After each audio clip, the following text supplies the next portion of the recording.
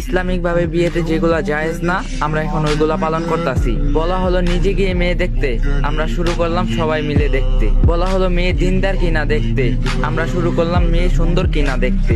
বলা হলো ছেলের দিনকে প্রাধান্য দিতে, আর আমরা শুরু করলাম ছেলের টাকা পয়সাকে প্রাধান্য দিতে। বলা হলো নিজের পছন্দ মতো মেয়েকে বিয়ে করতে, আর আমরা শুরু করলাম অন্যর মতো দেখতে।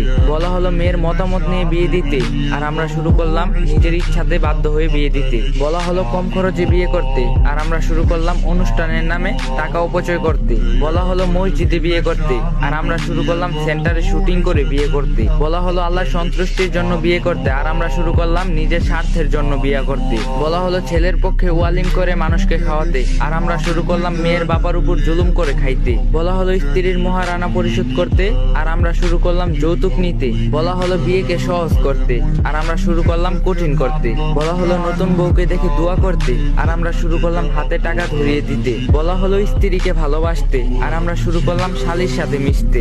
বলা হলো স্ত্রীকে সুন্দর করে কথা বলতে, আর আমরা শুরু করলাম দাসীর মতো আচরণ করতে। আল্লাহ তাআলা আমাদের সবাইকে ফিতনা থেকে হেফাজতে রাখুন, আমাদের সকলকে বুঝার তৌফিক দান করুক, আমিন।